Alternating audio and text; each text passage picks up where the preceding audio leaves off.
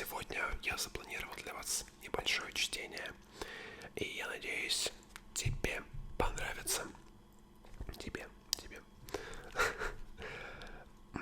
Сегодня «Человек-невидимка» Герберта Уэллс. Это не полное произведение, это книжка для тех, кто изучает английский и так далее. Я могу сказать, что я изучаю английский, потому что мне это требуется. Это, в принципе, всем будет полезно изучить английский. Но сегодня упор будет на чтение, шепот, а не на изучение все-таки. Что ж, сразу учтите: адаптация текста, предисловие, комментарий, упражнения и словарь. Это то, что здесь описано на первой странице. Не знаю, можно ли это назвать. Я забыл, как называется эта часть книги. Это книга для уровня Upper Intermediate. То есть для тех, кто уже более-менее свободно понимает английскую речь, на слух, может читать и так далее. Я надеюсь, будет понятно. Я в любом случае планирую сделать так. Я буду читать главы. Они небольшие, по 4-5 страниц. И после этого давайте какой-то комментарий, точнее, адаптировать на русский. В 2 словах буквально, чтобы было понятно. Я думаю, будет интересно, по крайней мере, стоит попробовать. Я уже ее начал читать, но сейчас мы начнем заново, чтобы было понятно. Здесь есть предисловие, но я думаю, что это не важно.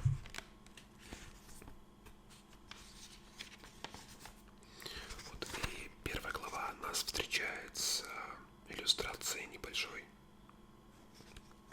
довольно приятной. Вот так она выглядит. Главный герой — это, так скажем, держательница заведения. Так. Я не знаю, как сделать, чтобы мне вот так, если сделаю. Будет ли видно всем? Да, я думаю, что отлично. Я думаю, что все видно. Давайте начнем. Let's start. So, chapter 1. A stranger came to Iping one cold and windy day early in February, through the heavy snow of the last snowfall of the year. He walked from Bramblehurst railway station, carrying a little black bag in his thickly gloved hand. He was wrapped up from head to foot, and his soft head hid every inch of his face but the shining tip of his nose. He had nearly a pile of snow on his shoulders and chest. The man came into the coach on horse's inn, more dead than alive as it seemed, and threw his bag down. "A room and a fire," he cried. Then he shook the snow from his coat and followed Mrs. Hall, the innkeeper, into the bar. It did not take them long to come to an agreement about the room. A couple of sovereigns helped Mrs. Hall lit the fire and left the stranger in the sitting room to prepare his lunch with her own hands. She was incredibly lucky to have a guest at Iping in winter, so she wanted to show that she deserved that luck. Mrs. Hall gave Millie, her always sleepy maid, some orders to make her more energetic. As soon as the bacon was ready, she carried the plates and glasses into the sitting room and began to lay the table. Though the fire was burning brightly, she was surprised to see that her visitor was still wearing his hat and coat. He was staring out of the window at the falling snow in the yard. He had his gloved hands behind his back, and he seemed to be lost deep in thought. Drops of water from the melting snow were falling from his shoulders on her carpet. "Can I take your hat and coat, sir?" she said. "I can dry them in the kitchen." "No," he said without turning. She was not sure had heard him. She was not sure she had heard him. She was going to repeat the question when the man turned his head and looked at her over his shoulder. "I prefer to keep them on," he said. Mrs. Hall noticed that he wore big blue glasses and had thick whiskers over the collar of his coat that completely hid his cheeks and face. "Very well, sir," she said, "as you like. In a bit the room will be warmer." He made no answer and turned his face away from her again. Mrs. Hall felt that her talk was not welcome. She quickly finished laying the table and hurried out of the room. When she returned, he was still standing there like a man of stone. The collar of his coat was turned up, and the edge of his hat was turned down. Mrs. Hull put down the eggs and bacon on the table and called rather than said to him, "Your lunch is served, sir." А вот сейчас нужно прогнать кота со стола. Так-то. Все как в жизни. Бывают ситуации. Кто-то запрыгнет на стол, кто-то подойдет. Ну, сейчас дома только кот, поэтому только он может нам помешать. Продолжаем. "Thank you," he said, but he did not move until she was closing the door. Then he turned around and quickly came up to the table. When Mrs. Hall was going back to the kitchen, she remembered that she had forgotten about the mustard. So she filled the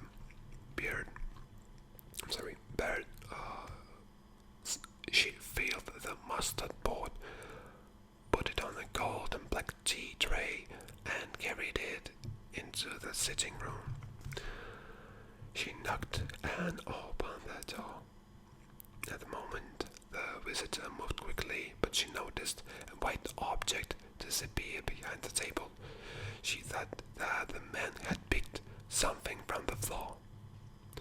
Mrs. Hall put down the mustard pot on the table, and then she noticed the coat and hat on the chair, and a pair of fat boots in front of the fire.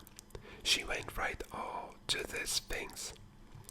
"I think I may try them now," she said firmly. "Leave the hat," said the visitor in a strange, low voice. She turned to him and froze, too surprised to speak. The stranger was holding, with a brown-gloved hand, a white napkin over the lower part of his face, so that his mouth and jaws were completely hidden. But that was not what surprised Mrs. Hall most of all.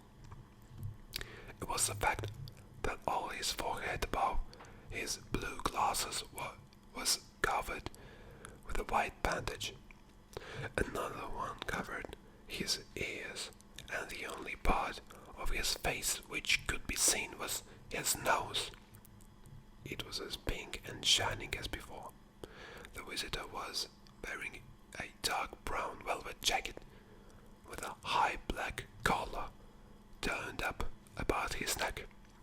The thick black hair stuck out above and between the bandages. "Leave the head," he said again through the white napkin. The embarrassed woman put the head back on the chair by the fire. "I didn't know, sir, that," she began, and she stopped. "Thank you," he said. Mrs. Hall carried his coat out of the room. When she was going out of the door, she glanced at his bandaged head and blue glasses again, but his napkin was still in the front of his face. She shivered a little when she closed the door behind her. "I know never, she whispered, and she went quite softly to the kitchen, still shocked. So the visitor listened to her footsteps. He looked at the window before he removed his napkin, and then he continued eating his lunch. Suddenly, he stopped eating and glanced suspiciously at the window.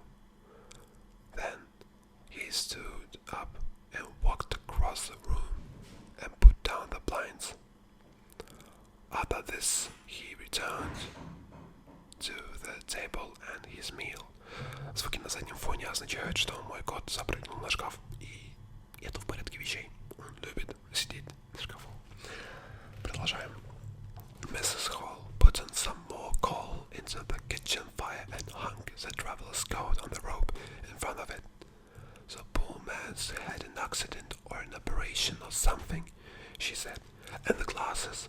He looks more like a typhoon helmet than a man, and he holds that napkin over his mouth all the time, and talks through it.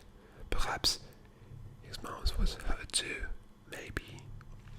When Mrs. Hall returned to clear away the stranger's lunch, he was sitting in the corner with his back to the window blinds and smoking a pipe. The lower part of his face was covered by a silk scarf. A hot lunch and a warm room had made him comfortable.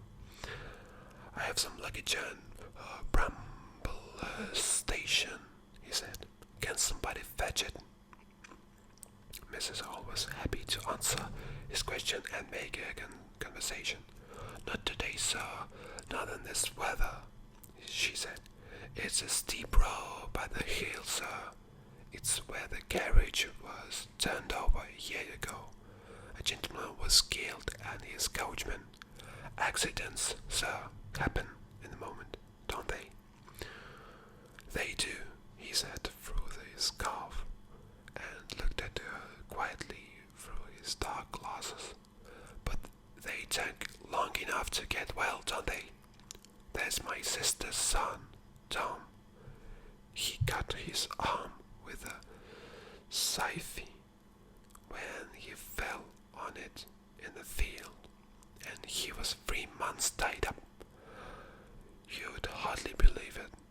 I have been afraid of scythes since then.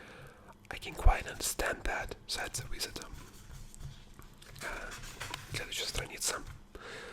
He was afraid one time that he'd have to have an operation. It was that bad. He was that bad, sir. The visitor laughed, and his laugh was more like a bark. Was he? He said. He was, sir. And it wasn't funny for those who took care of him. My sister's busy with her other children so much that I helped her. There were bandages to do, sir, and bandages to undo. So that, if I may say it, sir, can you get me some more? Can you get me some matches? Said the wizard suddenly. My pipe is out. Mrs. Hall stopped. It was certainly rude of him to say that. She hesitated for a moment, but remembered the 2 sovereigns and went for the matches. Thanks, he said. Then she put them on the table, and he stared out of the window again. It was too embarrassing. Clearly, he did not like the topic of operations and bandages, though, thought the innkeeper. The visitor remained in the sitting room until 4 o'clock. For the most part, he was quite still during that time. Perhaps he sat in the growing darkness, smoking his pipe in the firelight. Perhaps he took a nap. Once or twice he walked across the room, walking to himself. Then the armchair creaked when he sat down again. So, это была первая часть.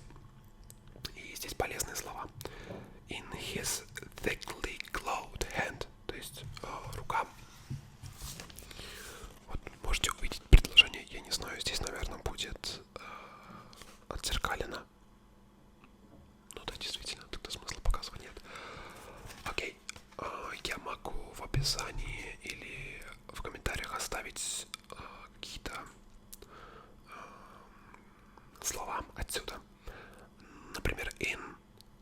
I и 2 N. Это маленькие гостиницы, соответственно, innkeeper — это, простыми словами, держатель гостиницы, но здесь можно сказать как вот женщина, которая присматривается гостиницей, как, наверное, хозяйка гостиницы, да. Sovereigns — это суверен, золотая монета, которая равна 1 фунту стерлингов. И следующие здесь слова есть. My pipe is out, то есть моя трубка погасла, поэтому нужны еще.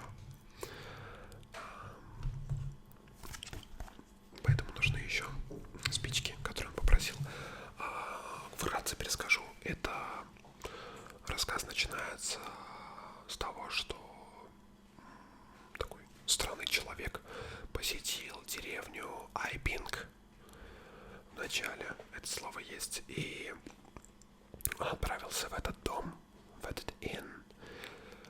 И там его встретила миссис Холл, которая была рада его принять, потому что зимой в их деревню мало кто заезжает.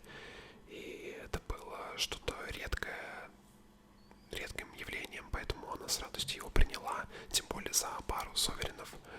И он был очень странным, потому что он весь был обтянут с головы до ног.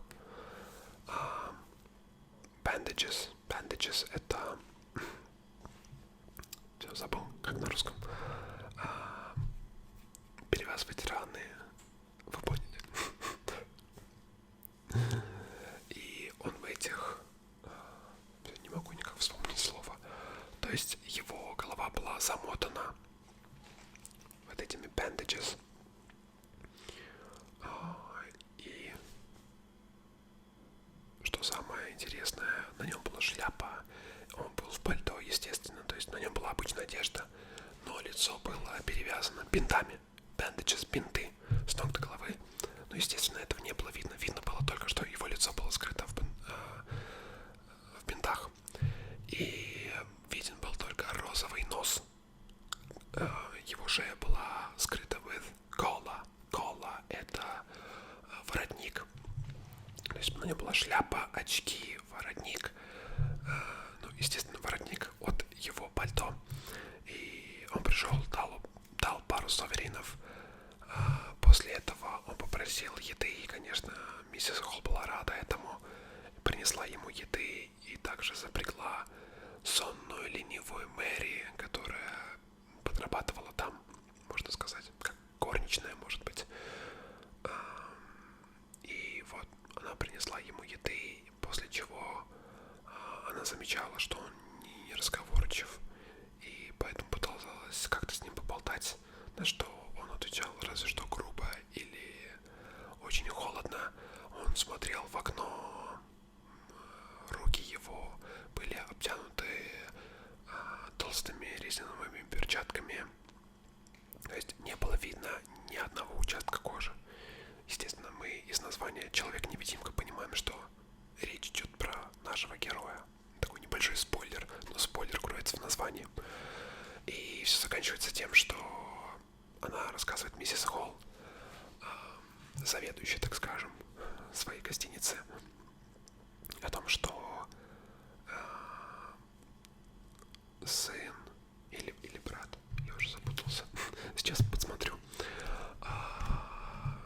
Разговор начинается с того, что наш незнакомец пытается попросить миссис Холл принести вещи, которые остались на станции железнодорожной.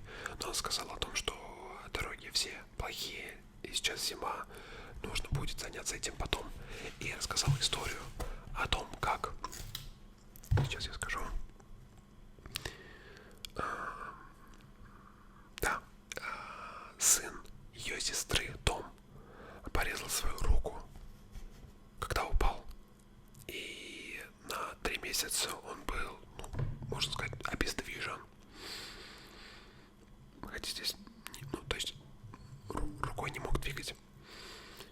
И поэтому такая ситуация, нужно будет подождать, потому что зимы и так далее, дороги опасны, кого-то убили, всякие ситуации происходят странные, на что наш незнакомец лишь посмеялся и попросил еще спичек.